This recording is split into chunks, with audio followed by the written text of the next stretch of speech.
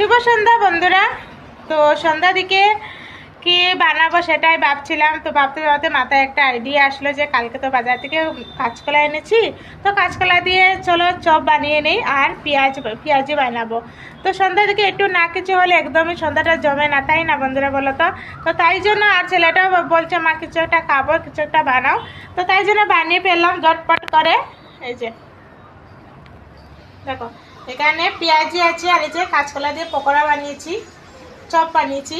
আর এটা হচ্ছে তোমার ধনিয়া পাতা, টমেটো আর কাঁচা লঙ্কা আর রসুন, এই চারটা জিনিস দিয়ে চাটনি বানিয়েছি। অসাধারণ হয়েছে বন্ধুরা। চাটনিটা তোমরা না বানালে না খেলে একদমই বুঝতে পারবে না, ঠিক আছে? আর দেখো কত ভালো লাগছে, দেখেই কিন্তু জিভে জল আসে। আর সন্ধ্যা যদি এরকম যদি গরম গরম পকোড়া সব যদি থাকে, আর কি চাই বলো বন্ধুরা? যে সন্ধ্যাটা পুরো মানে জমি ক্ষীর। আর এগুলো বানাতে গিয়ে আমার অবস্থা দেখো, পুরো ঘামিয়ে টামিয়ে পুরো শেষ লবঙ্গন্ড হয়ে গেছি। তো চলো সন্ধ্যা দিকে এগুলো আমরা এখন টিফিন করবো। আমি আমার ছেলে, এই যে ছেলে এসে বসেছে, তো আমি আমার ছেলে এগুলো এখন টিফিন করবো। চলো টাটা সবাইকে, বাবু টাটা করে দাও। খুব ভালো থাক, টাটা।